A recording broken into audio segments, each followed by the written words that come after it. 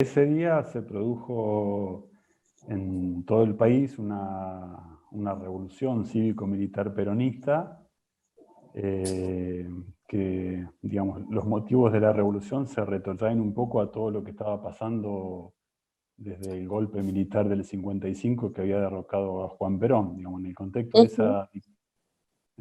de esa dictadura militar, una dictadura terrible que hacía gala de un odio y una violencia inusitado, que había comenzado inclusive antes del golpe, en el bombardeo, en la masacre de la Plaza de Mayo en 1955. Ese día, el 9 de junio del 56, como te decía, se produce un intento de revolución en todo el país, y el caso particular de La Pampa es que es el único lugar donde esa revolución triunfa y se constituye como gobierno de hecho.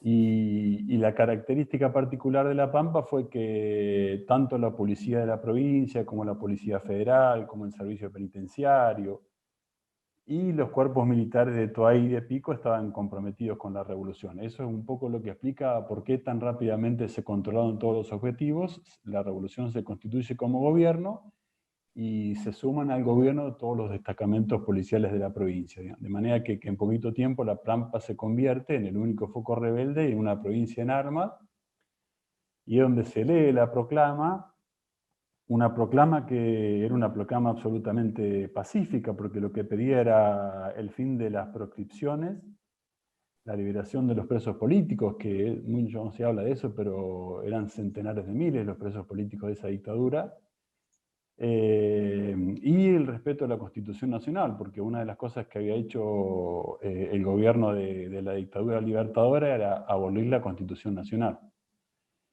Y hasta las 9 de la mañana fue la revolución gobierno en La Pampa.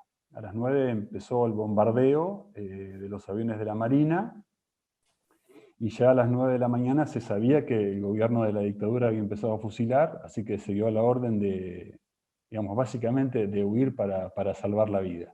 En La Pampa, muchos, digamos, después de los bombardeos, muchos fueron capturados, encarcelados, alrededor de 300 personas.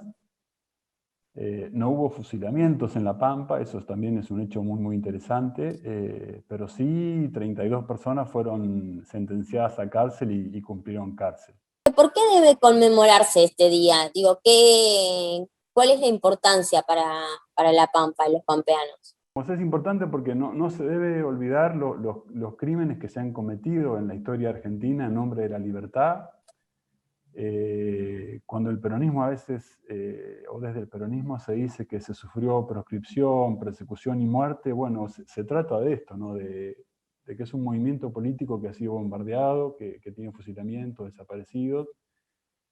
Y el hecho particular de La Pampa, bueno, porque fue el único lugar donde la revolución triunfa y se constituye como el gobierno, digamos. En ese sentido, el peronismo de La Pampa es pionero. ¿Hubo justicia para las personas desaparecidas en ese entonces o que habían sido víctimas luego de secuestros y de torturas? No hubo justicia con los bombardeos del 55, esos crímenes nunca se juzgaron, y los fusilamientos del 56 tampoco fueron juzgados, ningún gobierno inició causas o juzgamientos contra los responsables, ni para Aramburu, que era presidente, ni para Isaac Rojas, que era el vicepresidente y que fue el autor de los decretos de fusilamiento.